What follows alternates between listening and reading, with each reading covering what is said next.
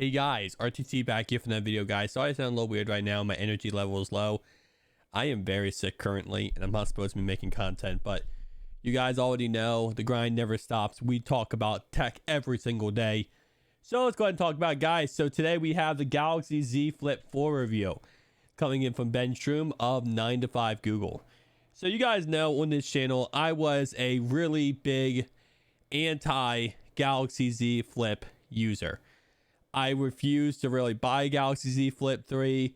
I bought a Z Fold 3, and Z Fold 3 was one of my favorite phones of all time. So with the Z Flip 4, I'm more hesitant, but surprisingly enough, the Z Flip 3 ended up becoming my top 10 favorite phone. So I was completely wrong about the Z Flip 3. So I will be picking up a Z Flip 4. But let's go and talk about what has been improved and what is still an issue. So number one, the biggest issue with the Z Flip 3 had to have been the battery life. At most, this phone was getting around 6 hours of usable screen on time. 6 hours of screen on time for the average consumer. And that is absolutely awful. When you look at stuff like an iPhone 13 Pro Max, a Galaxy S22 Ultra, where these phones are getting almost a whole entire day worth of battery life, when you have a phone, which, to be honest, while yes, it is a foldable, flippable phone, it's not too insanely crazy when it comes to, like, you know, having a Galaxy Z Fold 3 that has a gigantic display. It's actually, surprisingly enough, very similar size-wise to like an iPhone 13 Pro Max, because it does have a 6.7 inch display. So it's kind of surprising to see the battery life be so poor, but it looks like the battery is better and faster in the new Galaxy Z Flip 4, which is an absolute W. Also, it says excellent performance, which of course makes sense because while it still has the same amount of gigabytes of RAM, it actually does have an updated processor unit inside. And of course, that's going to make it a little bit faster. Better Android support policy. Awesome. And reasonably priced with excellent trade-in value. So it is, of course, $1,000, which we speculated and we heard rumors of it being around $900 when it did come out. We expected it to be $100 less than it was. That is not the case. But if you do trade in the Galaxy Z Flip 3, I think you get up to $250 trade-in value. Might be more than that. I thought I saw $250, which is not bad at all. All right, so cons.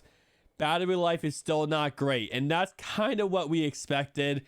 I don't think anyone expected the battery life to be absolutely crazy insane, but if it's improved in any way possible, that's a W for this phone. Cameras, while good, lag behind similarly priced phones. This is actually something I've had an issue with the Galaxy Z Flip 3, is that the cameras are absolutely useless.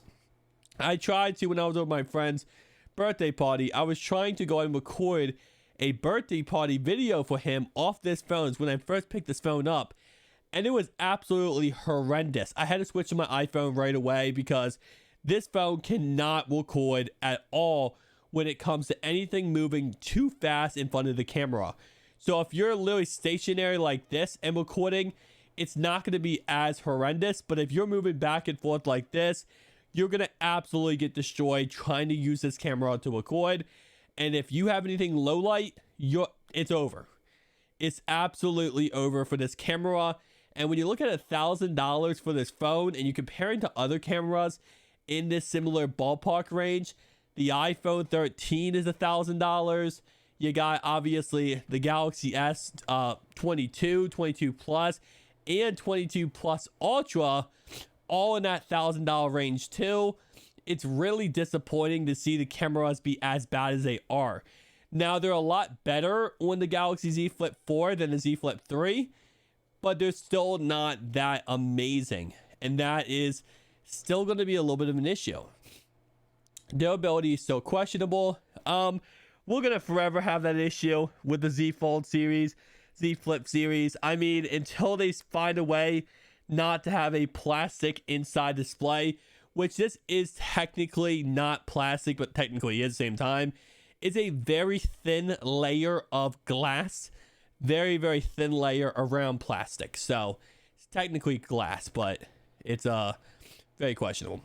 Anyway, though, difficult to use with one hand, which again, I mean, it depends on how big your hands are. In all honesty, I feel like that is a very subjective kind of question, you know, like, or statement. If you have really big hands, then this phone isn't going to be difficult to use. Same thing with a iPhone 13 Pro Max, S22 Ultra. If you have really big hands, those phones are not hard to use. If you have very small hands, those phones are going to be hard to use. So it depends on how big your hands are. So very subjective there. Nonetheless, though, taking a look at some of these images that were posted by 9to5 Google, I absolutely do think this phone is beautiful. But do I think it's worth the upgrade? Probably not. I really don't think it's too much of an upgrade that if you are rocking, for example, I bought this phone for $200 off eBay. If you're rocking this phone right now, I'm probably not upgrading to this phone. I'm really not. I mean, the Z Flip 3, the Z Flip 4, or Z Fold 3, the Z Fold 4, am I upgrading? Absolutely yes. This phone right here, probably not. Now, again, like I said, these are great examples of what I was talking about. In low light situations, this phone is horrendous. If it's not low light and it's a stationary object, this phone is above average when it comes to photo taking. When it comes to the cameras on this phone, in a more sense of no nighttime photography and more just daylight photography, and there's no one moving around too fast, it's actually pretty dang good. Now, of course, this is shot right here, Galaxy Z Flip 4. He is throwing something, so again, let's see. Bam, which again, as long as there is light, natural light behind your subject, you're not gonna have much issues at all. I will say though, even with some situations though, you might have some issues if the subject is moving too fast. Again, like I said, it's just the motion does not work well with this phone. So overall wise, again, listen, this phone, in my opinion, right, for the Galaxy Z Flip series, has always been, the gimmick is that it's small. When you put it in your pocket, when you're going ahead and going around places, it's small and it's convenient, right? It brings you back to the old days when you had the Razr, you know, the Motorola Razr, right? The flip phones, right? So because of that, that is the catch to these phones. Unlike the Z Fold series, where you actually have a bigger display, you are actually having a mini tablet in your hand. This doesn't really have the catch that the Fold series has. At the end of the day, when you open this phone up, it's exactly the same as an iPhone 13 Pro Max size-wise or Galaxy S22 Ultra. Only difference is it has a worse display. That's pretty much the facts. Guys, if you did enjoy this video, hit the like, comment button below. Hit like, subscribe button down below. See you guys in the next one. Peace out.